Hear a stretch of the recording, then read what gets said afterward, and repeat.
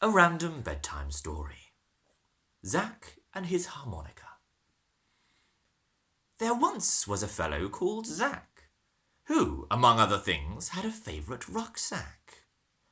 Every day he'd ponder, what could I pack? I know, my harmonica. And a healthy snack. What larks he'd have skipping round the town.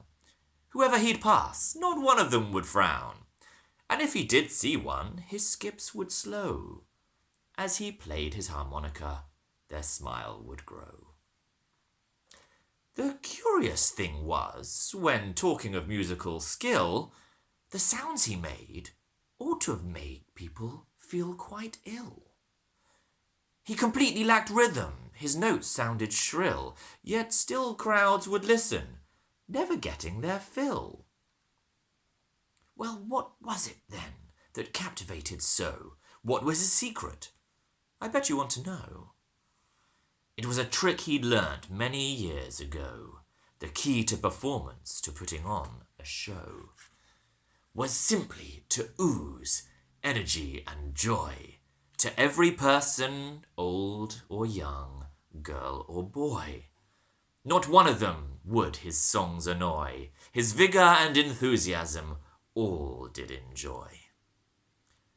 Until one evening, in a darkening park, he was playing his out-of-tune tune and heard a negative remark.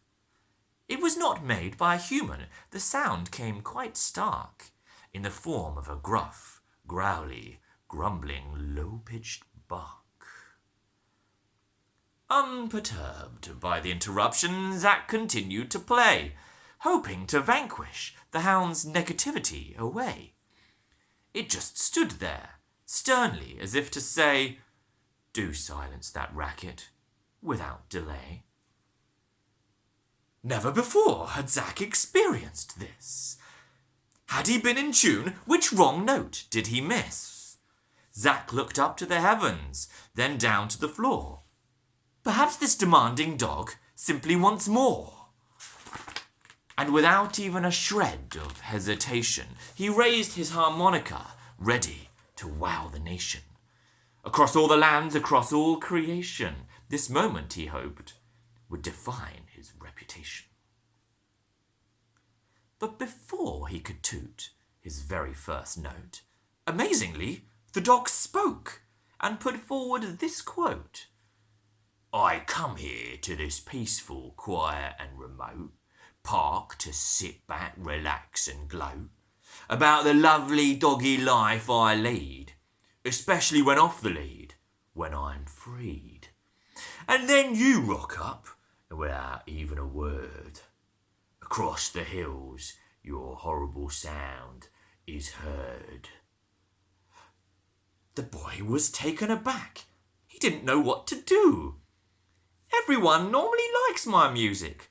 Everyone, except you. That's not true, the doggo replied. They don't like the music, but they like that you tried. What I'm saying is, why not try to improve?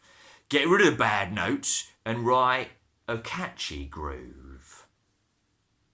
Zac looked at the dog, who by the way is called Veronica, then down at his tatty, dented harmonica.